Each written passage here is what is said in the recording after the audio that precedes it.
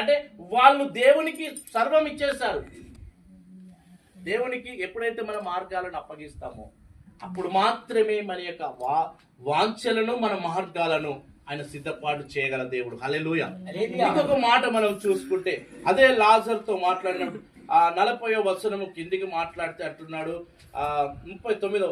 యేసు ఆ రాయి తీయవేడని చెప్పగా చనిపోయిన వాని సహోదరి మార్త, ప్రభువా అతడు చనిపోయి 4 దినములైంది కనుక ఇప్పటికి వాసన కొట్టునని ఆయనతో చెప్పాను. అప్పుడు యేసు అంటున్నాడు, అందుకు యేసు, నీవు నమ్మిన ఎడల దేవుని మహిమను నువ్వు చూడగలుగుతున్నావు. ఈరోజు మన జీవితంలో కూడా అనేక సమస్యలు అలానే వాసన కొట్టే స్థానంలోకి వచ్చినాక ప్రభు అంటున్నాడు, ఆ సమస్యను నేను వెళ్ళగొట్టేదను. దేవునికి స్తోత్రం.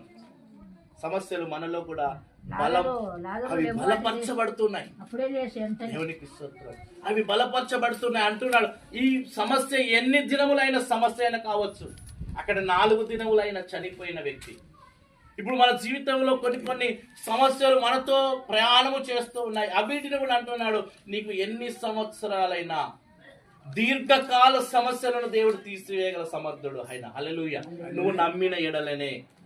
యేసు ప్రభు ఆయన సేవ చేసిన కాలంలో 33.5 సంవత్సరాల ఏజ్ గలవాడైన 33.5 సంవత్సరాల సేవలో ఎక్కువగా తిరిగాడు.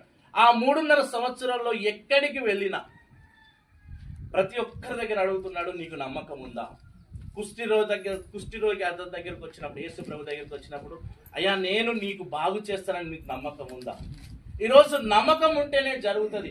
ప్రభు దగ్గరికి నువ్వు ఎన్ని రోజులు వచ్చినా నీకు నమ్మకం లేకపోతే కార్యం అక్కడనే ఆగిపోతుంది. ఈరోజు నమ్మకము నీలో పుట్టాలి. ఆ నమ్మకం నీలో పుడితే ఆ నమ్మకం ద్వారా దేవుడు కార్యాలు చేయబోతున్నాడు.